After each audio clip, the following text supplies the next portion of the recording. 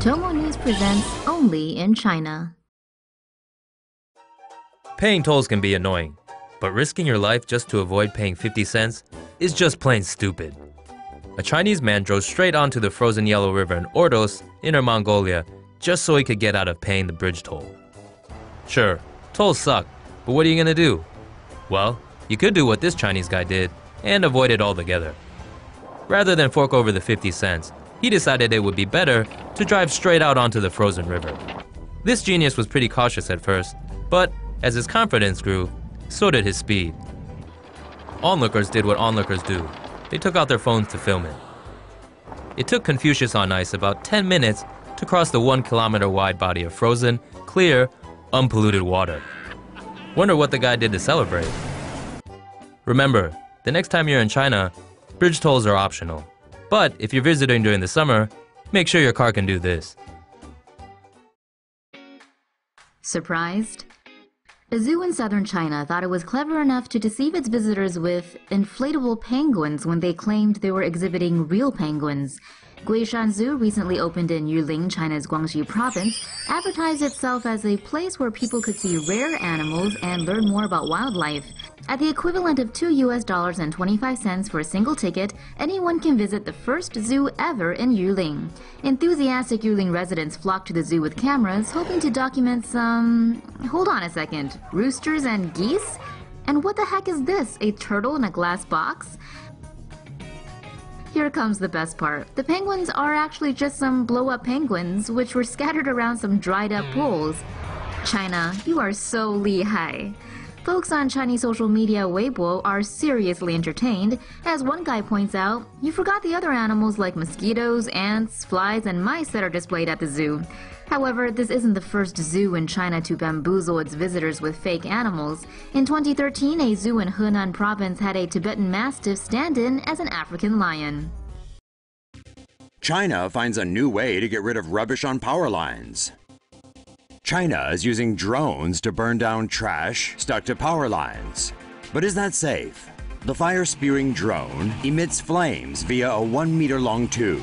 It uses liquefied petroleum gas for fuel. The drone can be operated by maintenance workers remotely. China's power company Flames can burn up trash stuck to wires within 15 minutes, which isn't a long enough duration to cause damage to the aluminum-coated power wires. The power company says this method is not only more efficient to get rid of waste stuck to power lines, but it also reduces the risk of maintenance workers being electrocuted by high-voltage lines. The craziest air pollution protection masks people wear in China. Air quality and pollution levels have gotten so bad in Beijing that the government has issued a red alert for the first time, warning people to stay inside with their air purifiers or face one of the smoggiest polluted atmospheric conditions on Earth. Those that choose to brave the choking toxic smog should probably heed our list of the most fashion-forward and craziest air pollution masks. First up is the Airwaves mask, created by Frog Shanghai. It connects to a smartphone app to measure pollution levels and keep wearers in the know about air quality in different neighborhoods. If you want other people to see your smile but still breathe cleaner air, there's also the Nasal Air Purifier made by Mai Xingren. But only nose breathing is covered, and any mouth breaths are still going to be pretty polluted. Another nasal option is the InfaPure Invisible Air Filtration Mask. But if you don't like sticking stuff up your nose and you still want your face to be visible, there's the Sunny Smile Transparent Mask. This Toto Bobo mask is somewhere between the transparent masks and the full face coverage filters. If you like the vintage look, you can always go to the Army Surplus store and snag one of these retro World War II style masks. For a more modern style, there are all kinds of apocalypse chic choices, as showcased at the 2014 China Fashion Week by designer Yin Peng.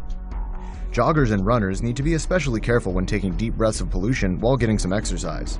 Cyclists are also vulnerable to the air quality problems in China, so British artist Matt Hope designed this breathing bicycle that uses the power generated by pedaling to filter the air for the person riding it to breathe.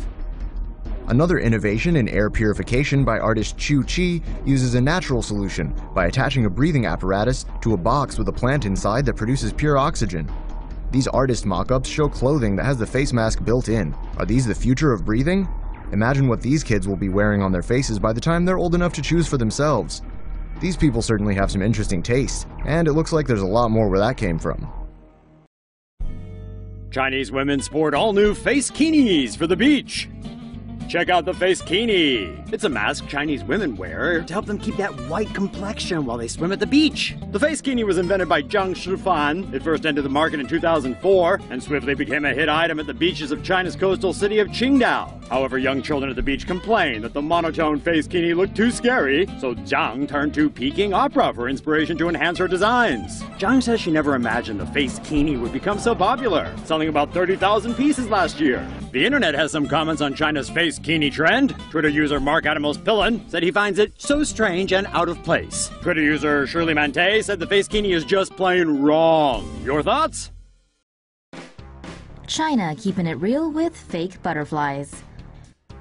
First, there's the fake penguins in China, and now they've decided to take fakeness to the next level by presenting you with a fake butterfly exhibition. The exhibition, called Dinosaur and Butterfly, was held last weekend at a park in Mashan County in Guangxi's Zhuang Autonomous Region. According to advertisements that appear on Chinese messaging app WeChat, tens of thousands of butterflies from far and wide at the exhibition will land on visitors' shoulders and fingers. But when Mr. Huang and his daughter traveled 62 miles to see the exhibition, all they saw were plastic butterflies placed haphazardly on the ground. Visitors left enraged, saying they felt they were cheated by the Yuling Beishan Exhibition Service Company, which organized the event. A staffer defended the company, saying the ad was not fake, and why couldn't a plastic butterfly land on someone's finger? What are they smoking? The park, meanwhile, has responded, saying the exhibitors have already cleared everything away, and if something like this happens again, they won't rent the area out to them. The organizers, meanwhile, are resolute in their stance that the exhibition was really up to everyone's imagination. All in the name of team spirit. A beauty salon in eastern China, in an odd attempt to motivate its employees, forced them to slap each other in the face at the company's annual banquet. According to China's Caijing magazine, the annual event in Nanchang, Jiangxi province was to celebrate Jinghua Yuan Beauty Salon's 14th anniversary. An employee said the bizarre practice was aimed at strengthening team spirit, and every year the boss plans something different for them to do. As the slapping continues, a banner in the back with the phrase 狼性团队 can be seen, meaning the team should be ruthless like wolves. On China's social media site Weibo, users described the company as a cult, calling the practice sickening, or if the employees really wanted to be ruthless, they should eliminate their leader. Wow. What's next for the beauty salon? Kicking each other in their baby makers? Put in your suggestions in the comment section below. China plans Minority Report-style social credit system. China's authoritarian government plans to implement a dystopian social credit system that uses big data to monitor the behavior of citizens. China's social credit system will monitor social media activity, careers, online purchases, financial and criminal records, and then translate them into a credit score. Citizens will get higher scores if they post pro-government comments and pay bills online. However, scores drop if they post about controversial topics or exhibit what's considered wasteful spending behavior, such as buying imported goods. A person's social network is crucial to determining their rating, because having friends with low credit scores brings one's own mark down too. The system is expected to cover everyone in China by 2020. Someone with a low score may be deemed untrustworthy, and consequences could include difficulties in getting loans, hotel rooms, or even denial of overseas travel. The system is in its pilot phase, with 8 private companies commissioned to set up their own credit databases. Alibaba's popular Sesame system measures users' honesty on China's biggest dating website. Other firms involved include internet giant Tencent and Qianhai Zhenxing, owned by China's biggest insurance and financial group. Chinese skywalk looks like it's cracking when you walk on it. There's a lot of useless stuff in China. Here's one more. People with way too much time on their hands designed a glass skywalk on a mountain that pretends to crack while you're walking on it. Naturally, it scares the chicken chow mein out of the Chinese people that walk across.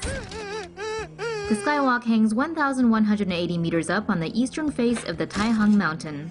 It uses video screens and even adds sounds of breaking glass to make people think they're done for. Unfortunately, overreactors don't actually fall to their deaths. What a great idea, adding a cheap Chinese amusement park type thrill to a mountain hike. Next time you're in China, don't check this skywalk out. Go to an actual mountain without the lame gimmicks.